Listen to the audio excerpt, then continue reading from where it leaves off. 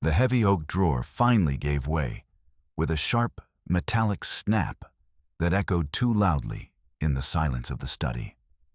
Emily's breath hitched as she stared not at the insurance papers she needed, but at a stack of passports, each bearing her husband's face under a different name, a different nationality, and a different life.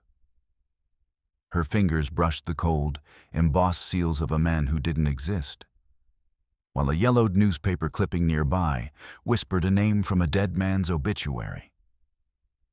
The air in the room suddenly turned frigid, the scent of expensive leather and old secrets becoming a suffocating weight on her chest.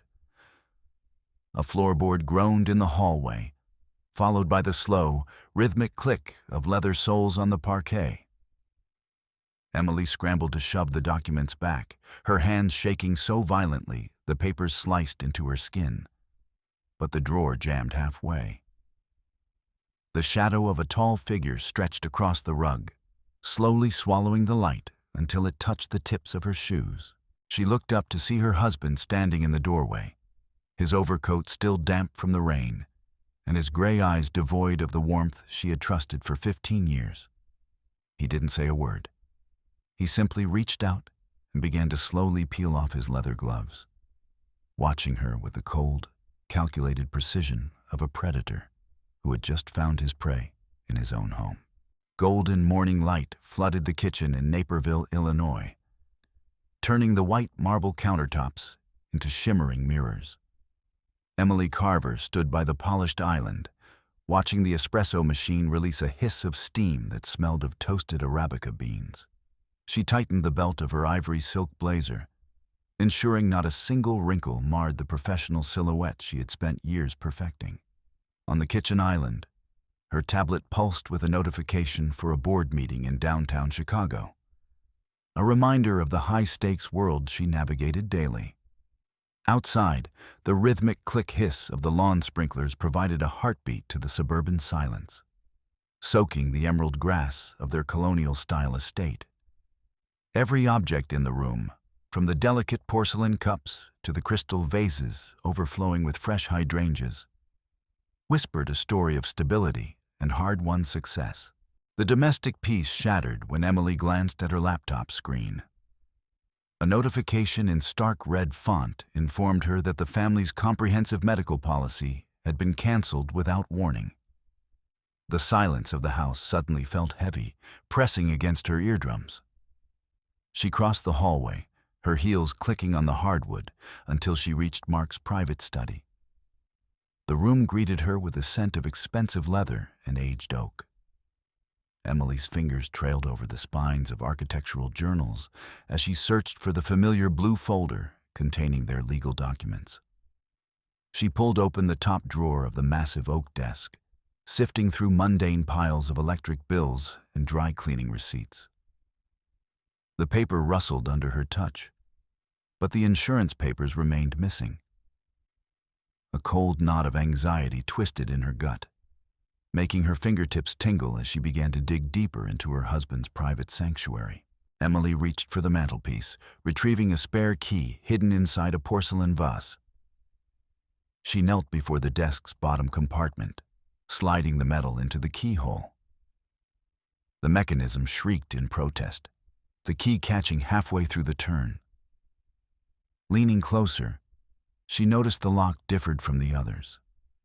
It was forged from dark, heavy steel with an intricate engraving around the rim, far too sophisticated for standard office furniture. She twisted the key with focused force until her knuckles turned white. The lock resisted with a dull, stubborn thud. The cold metal handle burned her palm, a physical manifestation of the boundary Mark had constructed to keep the world and his wife from seeing what lay inside. She reached into her designer handbag, pulling out a diamond-dusted nail file and a straightened steel paperclip. Her hands shook as she guided the thin metal into the depths of the lock. Emily froze, holding her breath to catch the faint metallic clicks within the mechanism, a bead of sweat tracing a slow path down her spine. Nausea rolled through her stomach. Every small sound felt like a betrayal of their 15-year marriage. A voice in her head screamed for her to stop, to wait for Mark to explain. But the need for truth outweighed the terror of discovery. With a dry, sharp snap, the drawer finally yielded. She swallowed hard, feeling like an intruder in her own home as the barrier between her reality and the truth finally slid open. The drawer moved forward, revealing a heavy leather portfolio. Emily pulled it out, her breath catching as she found a stack of passports with various national crests. She opened the first. Mark's face stared back, but the name read, Jonathan Reed, a citizen of Canada. She flipped through the others with frantic speed, discovering a British passport for Thomas Walsh and an Australian ID for Peter Hall. Each document featured her husband's face, sometimes with glasses, sometimes with a different hair color, but always those same piercing gray eyes. She touched the embossed seals and watermarks, which felt terrifyingly authentic under her trembling fingers. The air in the study turned thick and suffocating, crowded by the weight of the many men her husband pretended to be. Beneath the passports, Emily's fingers brushed against a yellowed newspaper clipping from 15 years ago. The headline blared news of a mysterious car crash that had supposedly killed a brilliant con artist named Nicholas Thorne, who had vanished with millions from offshore accounts. Emily stared at the grainy photograph of a young man in the paper. The scar above his left brow and the specific tilt of his head were unmistakable. She recalled Mark's stories of a lonely childhood in Chicago and realized every word had been a scripted performance. The details of Thorne's financial maneuvers in the article mirrored the very corporate strategies Mark often bragged about. Her reality disintegrated, leaving her life as nothing more than a prop in a long-running criminal production. Her grip failed, and the documents scattered across the plush rug like autumn leaves. A blue passport landed face up on the clipping about Nicholas Thorne's death. Emily collapsed to her knees, the floor feeling as though it were tilting beneath her. A ragged sob escaped her throat, which she instantly smothered with her palm to keep the sound from echoing through the empty house. Their life in Naperville, the Sunday brunches, the vows they took at the altar. All of it seemed like a grimy play, staged by a professional actor. Each memory of their past turned to poison in her veins, pulsing in her temples as she looked at the face of the man she thought she knew better than anyone else. The sharp click of the front door lock made Emily jump, her entire body jolting. She froze, hearing the heavy oak door thud shut, severing the sounds of the outside world. Below, the familiar jingle of keys hitting the console table rang out. The first step of the staircase groaned under a heavy weight, followed by the second and the third. Mark's footsteps sounded measured and purposeful, ascending the stairs 3 hours earlier than his usual return. Emily felt the hair on her neck stand up as her heart hammered against her ribs like a trapped bird. Time turned to thick sludge, while the sound of his soles on the parquet grew louder and more distinct. Emily scrambled on the floor, frantically gathering the passports and newspaper fragments into her arms. The sharp edges of the paper sliced her fingers, but she didn't feel the sting as she shoved the documents back into the leather portfolio. Her knees banged against the wood as she forced the folder into the drawer and tried to slam it shut. The lock jammed, refusing to close over the messy pile of papers. She threw her entire weight against the drawer, hearing Mark's footsteps reach the end of the hallway.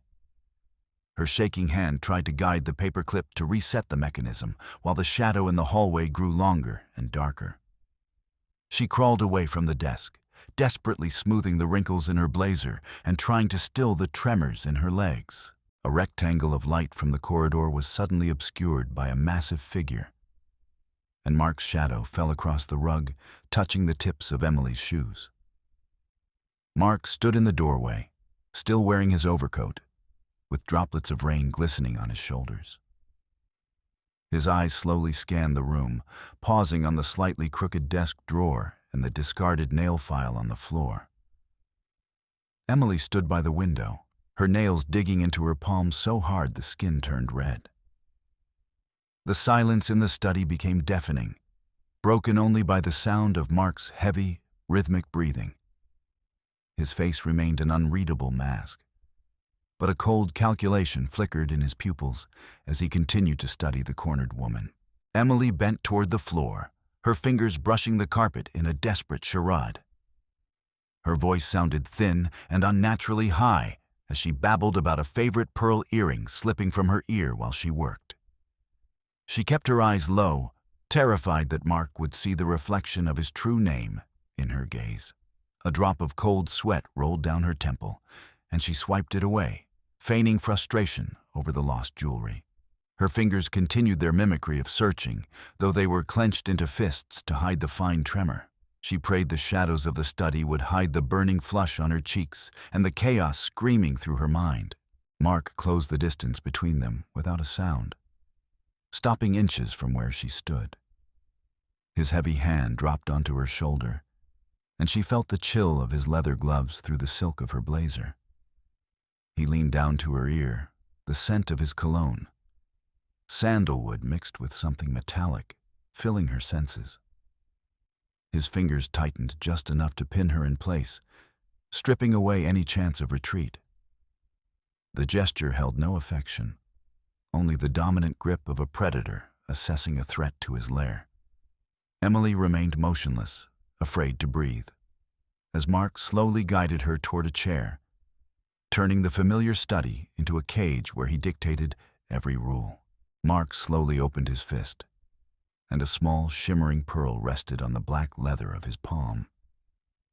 Emily felt a wave of ice wash down her spine as he held the ornament up to her face. His smile reminded her of a crack in thin ice, perfectly formed but lacking any warmth. He carefully pressed the earring into her trembling hand, the metal post digging into her skin. His gaze, heavy and piercing, lingered on her face, silently communicating that her clumsy attempts at deception had already been calculated and discarded. Later, Emily sat in her high-rise office in Chicago, her mouse clicking with frantic speed as she tried to drag the photos of the passports into a secure cloud folder. Instead of a progress bar, a system window appeared with a crimson cross and the message, "Access restricted by administrator." She tried to refresh the page, but the cursor froze, turning into a pulsing white dot. In the lower corner of the screen, she noticed a tiny icon for a background monitoring program, blinking at her like a malicious eye. The keyboard felt freezing under her fingertips. She realized Mark had turned her professional workstation into an electronic cell, recording every bite of her fear. The restaurant downtown smelled of expensive tobacco and truffle oil, the crystal glasses chiming softly with every movement of the waitstaff. A major investor, Mr. Holt, leaned back in his chair and winked at Emily, raising a glass to their fruitful partnership. Emily froze with her fork halfway to her mouth when Holt leaned in to thank her for the generous bonus that had arrived from Mark's personal account yesterday as a guarantee of their loyalty. The wine in her glass tasted like ash. She realized her entire professional reputation was a fiction, a curated success paid for by Mark's secret funds to keep her career on a short, manageable leash. Emily searched her handbag for a lip gloss, but her fingers brushed against an unfamiliar plastic blister pack. On the foil backing, bold letters spelled out the name of a potent neuroleptic, a drug known for causing confusion and apathy. She shook the contents into her palm. 3 white tablets with deep grooves down the center rolled across her skin. She knew with absolute certainty she had never seen a psychiatrist or filled such a prescription. Her heart skipped a beat as she imagined Mark secretly slipping the pills into her belongings, building a trail of evidence to have her declared mentally incompetent.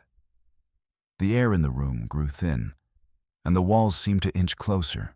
Her friend Sarah took a sip of lukewarm tea and, looking Emily directly in the eyes. Repeated a phrase about living in a gilded tomb. The exact words Emily had whispered to herself in the privacy of her bathroom that morning. Emily felt her fingertips go numb, the teacup in her hands beginning to rattle against the saucer. Sarah continued to chatter about trivialities, oblivious to the horror on Emily's face. But for Emily, the world was suddenly crawling with invisible microphones. She glanced at the kitchen cabinets and the smoke detectors, realizing there wasn't a single safe inch in the house. Every word and every breath now belonged to Mark, who was listening through the ears of everyone she trusted. Dr. Arms adjusted his glasses and moved a thick file with Emily's name on the tab across his desk. The physician's voice was professionally sympathetic as he mentioned the disturbing symptoms of progressive paranoia, detailed in a report provided by Mark. Emily saw a pre-signed medical form on the desk, a document that could strip her of custody in an instant. The doctor avoided her eyes, focusing instead on lab results Emily knew she had never provided. The office smelled of antiseptic and hopelessness. She understood then that Mark hadn't just bought loyalty. He had purchased the authority of the medical establishment to turn her truth into a clinical delusion. Emily ran out to the driveway, clutching her car keys, but stopped short at the sight of her SUV. All 4 tires were flat, the shredded rubber exposing metal rims that bit into the gravel. From the shadows of the garage, Mark's personal driver stepped out, straightening his black tie. The man blocked her path to the gate, politely informing her that Mr. Carver had requested she be escorted during any travel outside the property. Emily looked at her useless keys and realized her personal freedom was now confined to the back seat of a car, controlled by Mark's loyal sentry. The gravel crunched under her heels like the teeth of a predator. At dinner, Mark moved his steak knife with precision, a drop of red juice running down the blade. In a conversational tone, he informed Emily that in the interest of family security, he had frozen all her bank accounts and credit cards. Emily heard the useless plastic rustling in her purse hanging on the back of her chair. Mark explained that their assets had been moved into a private trust to which only he held the access codes. She stared at her plate, feeling the financial noose tighten around her neck. Every movement he made radiated the icy calm of a man who had just removed her last possible means of escape. Emily crept into the bedroom on her tiptoes while Mark was in the shower. Her fingers flew over the keypad of the built-in wall safe, and the heavy door opened with a soft sigh. Instead of the stack of passports and the emergency cash, she found only empty shelves with a single white rectangle of paper. She unfolded the note. Mark's elegant calligraphy wished her a wonderful day and suggested she get more rest. Fire flared in her chest, fueled by a mixture of rage and cold despair. Mark had moved first again, turning her final hope into a mocking joke left in an empty metal box. The ballroom of the charity gala sparkled under the light of massive chandeliers, and guests in tuxedos nodded respectfully to the Carvers. Mark placed a hand on Emily's waist and, addressing the small circle around them, apologized with a fake sigh for her pale complexion and distant expression. He confidentially informed the neighbors about the severe nervous exhaustion Emily was suffering due to overwork. Emily felt the weight of their pitying glances and knew that any cry for help would be dismissed as a symptom of her breakdown. Mark squeezed her side just a little too hard, and she was forced to manufacture a smile while her world crumbled under the weight of his public lies. Emily caught the maid in the laundry room and begged to use her phone to call a taxi. The girl kept her eyes hidden behind her brown bangs and silently handed Emily a printout of a bank transfer signed by Mark. The special vigilance bonus was triple the girl's monthly salary. Emily realized there were no allies left in the house. Even those who had smiled at her for years had been bought. The maid took the phone back and hurried out, leaving Emily alone with the steam and the roar of the washing machines. The walls of the laundry room felt cold and slick, like the skin of a snake coiled around her life. Mark shoved Emily into a guest bedroom and the sound of the key turning in the lock echoed like a gunshot. She threw herself at the door, twisting the handle, but the heavy oak didn't budge. Through the wood, Mark's voice came through, even, flat, and devoid of emotion. He announced that from now on, she would only see the children in his presence, and at the hours he deemed safe. Emily slid down the door to the floor, pressing her forehead against the cold wood. She heard his footsteps retreating, leaving her in the silence of a room that had become a prison without windows or hope. Emily pulled a glossy brochure from the metal slot of the mailbox, the paper smelling of expensive ink and alpine pine. The cover featured the gold-embossed name of the Swiss boarding school, La Rosie. Inside, she found 2 airline tickets for an evening flight to Geneva. Instead of her children's names, the passenger lines read, Leo and Sophie Dumont. She traced the heavy paper with her finger, feeling the chill seep into her skin. Mark had already fabricated new identities for their son and daughter, erasing their past with a stroke of a pen. The edges of the tickets felt as sharp as a razor as she realized her children were being stolen in plain sight. Mark removed a heavy necklace from a velvet case, the emeralds the size of thumbnails surrounded by a galaxy of diamonds. The cold metal settled against Emily's collarbones, making her flinch. He fastened the clasp with a sharp click that sounded to her like a trap snapping shut. In the center stone, if viewed at a specific angle, a tiny dark square of a GPS module was visible. Mark turned her toward the mirror, admiring the green fire at her throat. Emily felt the invisible leash tighten, knowing her every movement was now being tracked by satellites, turning the luxury gift into an electronic collar. Through the half-closed blinds, Emily watched a coal-black van with tinted windows roll silently up the gravel drive. 2 men in gray suits, their faces bland and unreadable, began unloading long plastic cases from the rear. She watched as they moved the cargo into the guest house, careful to remain out of sight of the arriving party guests.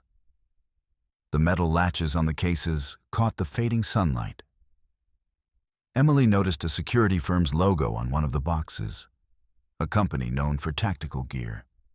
The peaceful garden was being transformed into a staging ground, and the presence of these armed strangers filled the air with the scent of ozone and an approaching storm. Amidst the clinking of glasses and laughter of the cocktail hour, Emily spotted Mark in the corner of the terrace. He was deep in conversation with a silver-haired notary, holding a thick manila envelope. She saw him hand over documents that bore an official seal and the heading, Authorization for Minor Travel. The notary tucked the envelope into a leather briefcase and gave a short nod. Emily took a step toward them, but Mark instantly caught her eye, raising his champagne glass in a silent toast. In the middle of this social whirl, with dozens of witnesses watching, Mark was methodically legalizing the kidnapping of his own children. Emily slipped into the empty kitchen, which smelled of roasted duck and lemon sorbet. In the trash can, hidden under a pile of coffee filters, she found scraps of heavy bond paper. Piecing them together on the marble island, she read the heading, Petition for Involuntary Commitment. The text, dated for the following morning, detailed Emily's supposed hallucinations and bouts of aggression. The seal of a private psychiatric clinic at the bottom of the page felt like a brand. Mark had already prepared her padded cell, and only a few hours remained before her cries for help would be officially classified as symptoms of a mental break. Emily reached for a silver cake knife, but her wrist was intercepted by Mark's hand.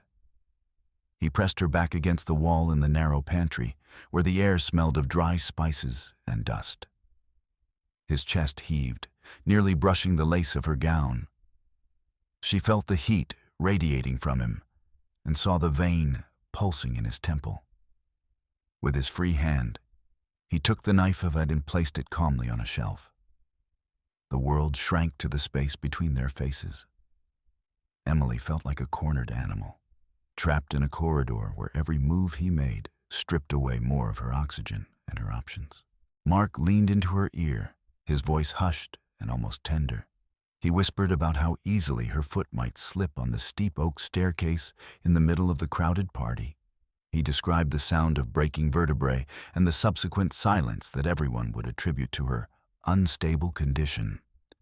His fingers traced the line of her jaw as he offered her an alternative: a pen and a consent form for voluntary treatment.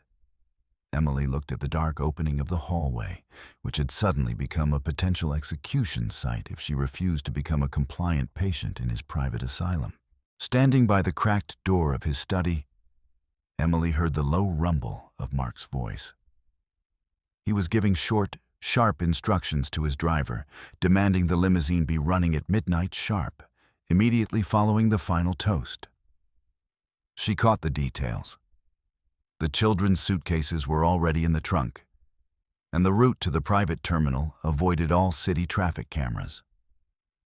Mark ordered the driver not to stop for any reason until the wheels touched the tarmac. Emily pressed her palm against her mouth to stifle a cry. Every second was now ticking against her, counting down to the moment a jet engine would swallow the voices of her children forever. Mark turned his smartphone screen toward Emily's face. On a grainy security feed, she saw the children's bedroom bathed in the soft glow of a nightlight. Near the bed where they slept, a man in tactical gear sat on a folding chair, a submachine gun resting across his knees. The guard adjusted his earpiece, his eyes fixed on the small forms under the blankets. Emily's heart stopped, then lurched into a frantic gallop. Mark was showing her that even in the most secure part of the home, her children were in a crosshair. The video was a silent message. Any mistake she made would be fatal for the people she loved most. Emily scanned the dinner table, looking for a shred of support from Sheriff Miller, who sat directly across from her. She dropped her fork to draw his eye and mouthed the word, "Help." The sheriff only laughed at one of Mark's jokes about market fluctuations, clapping him on the shoulder as a friend. The district attorney and the mayor were deep in a discussion about wine vintages, completely ignoring Emily's dilated pupils and trembling hands. She realized these men weren't just guests. They were Mark's entourage. This glittering social circle was a human shield, a wall through which her truth would never reach the justice Mark had bought and paid for years ago. Mark led Emily to a window overlooking the dark woods. His lips barely moved as he informed her that in 1 hour, her birth certificate, diploma, and social security number would be flagged as annulled in the central database. He explained that a new Emily Carver, with her face and medical history, was already being processed into a long-term care facility in another state.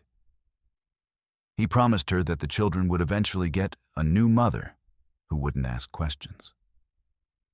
Emily felt the floor vanish. She was being turned into a ghost in her own home. Mark was erasing her existence with surgical precision. Emily caught a glimpse of herself in a silver tray, carried by a passing waiter. In the distorted reflection, she saw a woman with burning eyes and a set jaw, a stranger ready to strike. The tremor in her hands vanished, replaced by a cold, sharpened focus. She felt the hard edge of a flash drive hidden in a secret pocket of her dress, containing the full archive of Nicholas Thorne's financial crimes. The small piece of plastic felt heavier than a bar of gold. Emily squared her shoulders and took a deep breath. Mark's game was reaching its end, but she was no longer going to play the victim. Emily slipped behind the DJ booth while the heavy bass thumps masked the rustle of her silk skirt. The DJ was distracted by a glass of whiskey, and she saw a vacant USB port glowing with blue neon light. Her fingers gripped the cold flash drive, slamming the metal connector into the slot. A dialog box popped up on the laptop screen, reflecting in her wide pupils. At the far end of the ballroom, Mark was shaking the mayor's hand, his teeth flashing in a smile under the chandeliers. Emily felt the vibration of the floor through her palm as she rested it on the touchpad. With one short movement, she hovered the cursor over the confirmation button. She pressed enter, and the faint whir of the laptop's cooling fans sounded like a roar in her ears. Throughout the ballroom, smartphones began to vibrate in a wave. Hundreds of pockets and purses chirped in unison. Emily watched as guests, one by one, pulled out their devices, the blue light of the screens illuminating their confused faces. The dossier on Nicholas Thorne, marked urgent, was landing in the inboxes of every major editor at the Chicago Tribune. She saw the smile die on Mark's face as his own phone emitted a sharp, demanding notification in his breast pocket. The air in the room seemed to warm from the heat of 100 processors broadcastings, the truth about the monster in the tuxedo. Emily strode across the parquet floor toward the podium where the MC was preparing to announce the final toast. She snatched the heavy steel microphone from the man's hands, causing a sharp, ear-splitting squeal of feedback to rip through the room. Guests winced and covered their ears as the music cut out, leaving a ringing void. She stood under the heat of the spotlights, feeling the glare dry her skin. Mark froze halfway across the room, his champagne glass tilting dangerously. Emily gripped the microphone so hard her knuckles turned white, and the sound of her jagged, rapid breathing was broadcast through the massive speakers to every corner of the mansion. She took a deep breath, and her voice, amplified and raw, filled the house. Emily pointed toward the massive plasma screens on the walls where, instead of the Foundation's promotional videos, grainy photos of the Jonathan Reed and Peter Hall passports appeared. Mark's face, framed by police codes and aliases, looked gray against the gold leaf of the ballroom. Emily screamed the name Nicholas Thorne, and the word hit the guests harder than a physical blow. She saw Mark turn pale as the newspaper clipping about his faked death filled the screens, exposing the scar above his brow that was now pulsing in time with his panicked heartbeat. Emily didn't stop. Her words fell into the crowd like burning coals.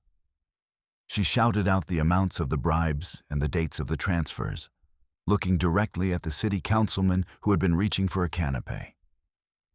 Her fingers shook, but she clearly pronounced the names of the shell companies Mark used to buy the silence of the local government. She watched the prosecutor choke on his wine and the mayor scramble to hide behind a decorative column.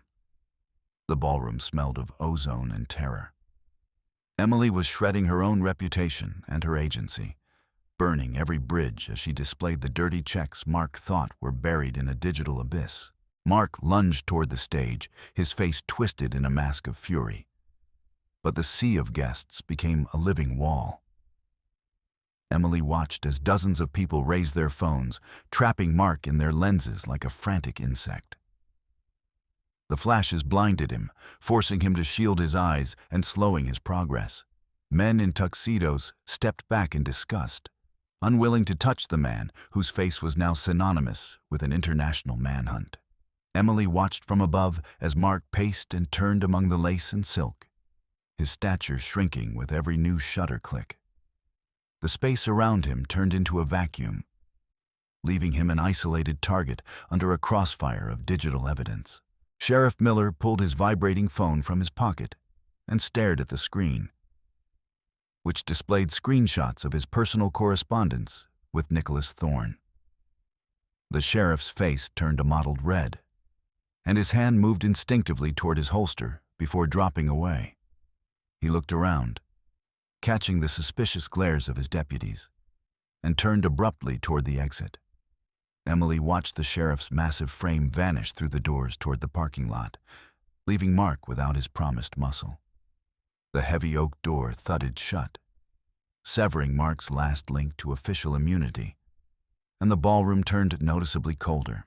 Emily jumped from the podium and sprinted toward the side staircase as a roar of voices erupted behind her. In the second-floor hallway, the fire alarm began to wail, its red strobes cutting through the shadows. She burst into the children's wing, where the mercenary in tactical gear was already on his feet, his weapon raised and his head turning in confusion as the piercing siren screamed through the house.